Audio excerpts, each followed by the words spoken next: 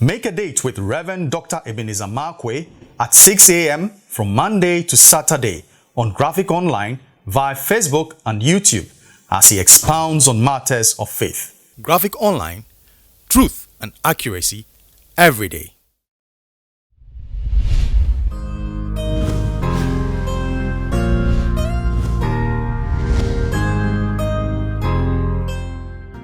This is Rev Dr Ebenezer Markwei of Living Streams International, bringing you matters of faith with Graphic Online. Living Streams International, we meet behind the trade fair at the Life Cathedral behind Zenith College, and we meet on Sundays and we meet on Wednesdays in the evenings. Sundays in the mornings and then Wednesdays in the evening. This morning I'll capture my thoughts with the words, I have a dream. In Genesis chapter 41, especially verse 15 onwards, you remember that Pharaoh had a dream. And that particular dream of Pharaoh, no one else could interpret that dream. And they had to call Joseph, a dreamer, to come speak into the dreams of Pharaoh.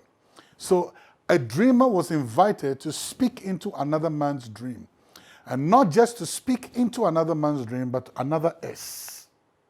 And that will unfold later.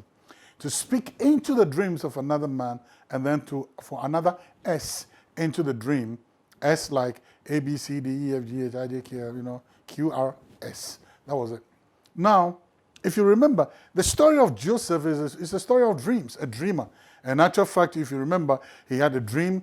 First dream, he saw the sun. He saw they were in a field, and then his sheep stood up, and then his brother's sheep just bowed and worshipped him. And then the next dream was, he saw the sun, moon, and stars, bowing before him. Powerful dreams, and dreams that will make somebody very pompous and proud, and walk with their head in the air and probably feet not on the ground. Now, Joseph was a dreamer, and all throughout his life, it was his dream. Dream. He was a dreamer. He had visions, he had goals, he had aspirations. God was laying out his future before him through dreams. And I've already explained what those dreams were. But guess what? Now here is a dreamer, then another dreamer comes. And that dreamer is Pharaoh, a big man. And then Joseph was invited to speak into the dream of Pharaoh. And for me, that's very interesting. Now immediately Pharaoh, he had spoken into the dream. Then Joseph went a second step. He said, Pharaoh, look for somebody to serve your dream. Pharaoh, this is the interpretation of your dream. I'm speaking into your dream. But you need more than somebody to speak into your dream.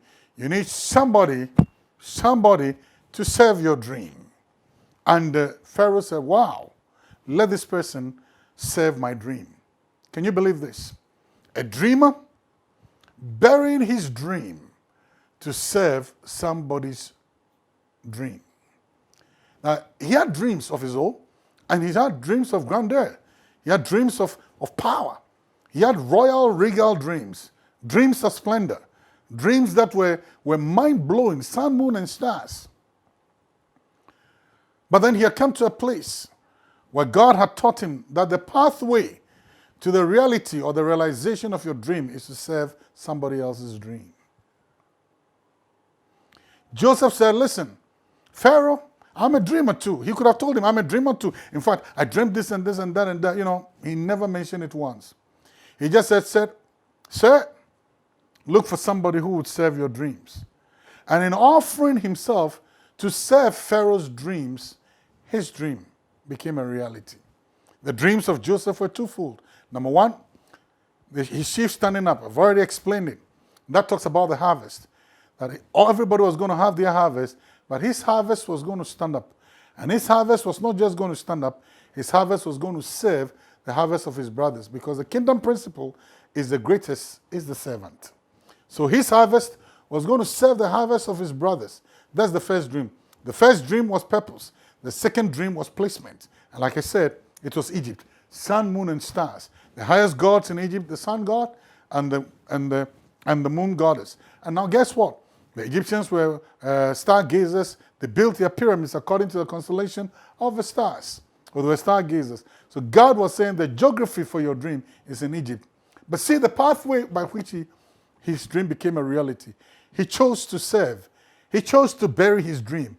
He chose not to be affected by the splendor and the pomposity of his dream and all the glamour and the glitter of his dream, the glitzy part of his dream.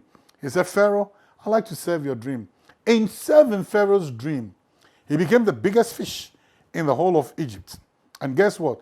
His harvest served the harvest of his brothers, and truthfully, everybody bowed before him.